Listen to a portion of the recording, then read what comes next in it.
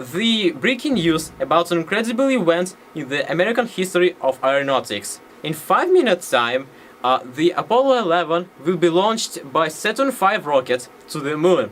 At last, this event is gonna happen. We've been waiting for it for so long, 8 years, since President John Kennedy proposed landing on the moon as a national target. Today, we have NASA Press Secretary Megan Powers with us. Good morning, Megan. Good morning. So, thousands of Americans have gathered here to watch the launch of Apollo 11 and to support 3 courageous American astronauts who will be the first people to be close to moon. I see. Could you introduce all the crew members, please?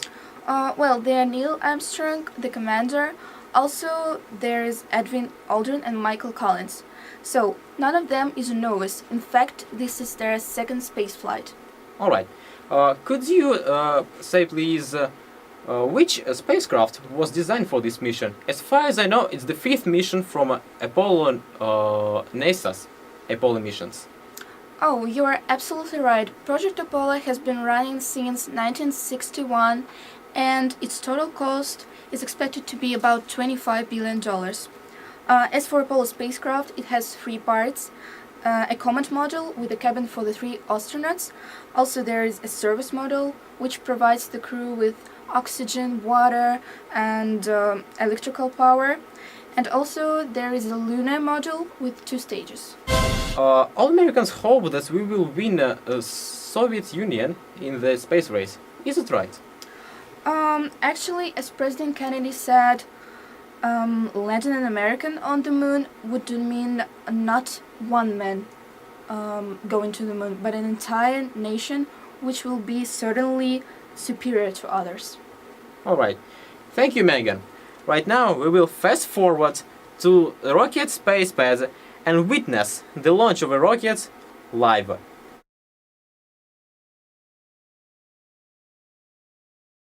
Oh my god, I can't explain my feelings now. I'm so excited. I can't wait to see this. I'm so proud to share this historic moment with all of countrymen and with the whole world. I'm sure that this mission will change our life forever. I'm so enthusiastic about the future of my country. Such a great nation can help succeeding in everything we do. 5, 4, 3, 2, 1, 0. All engine running. Liftoff. We have a liftoff. 32 minutes past the hour. Liftoff on Apollo 11.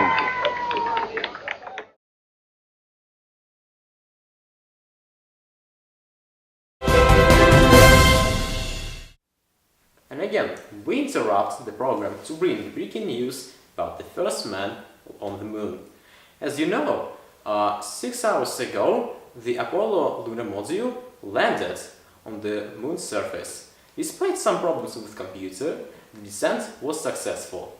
At any moment, the images from moon are to be transmitted. And while we are waiting, we are going to talk with wives of our astronauts, Janet Armstrong and John Aldrin. Greetings. Hello, so we can't say a word, so worried we are. God bless our husbands on this challenging mission. Right. Do you know anything about the landing? Well, they landed in the Sea of Tranquility. The location is smooth enough with very few craters so that they can have good visibility. Did they send any message? Yes, they radioed to Earth 2.5 hours after landing and said that everything is okay.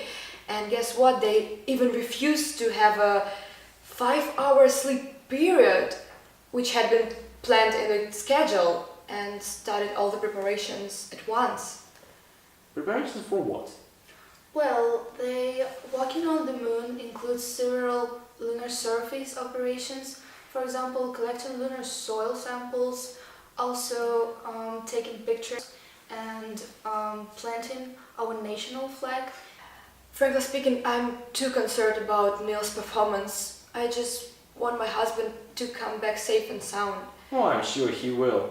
And I want to ask John Aldrin, do you know anything about your husband stepping on the moon's surface? Yes, of course. He will do it 15 minutes after Neil.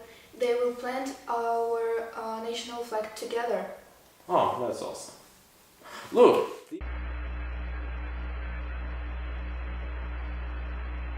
That's one small step for man, one giant leap for mankind.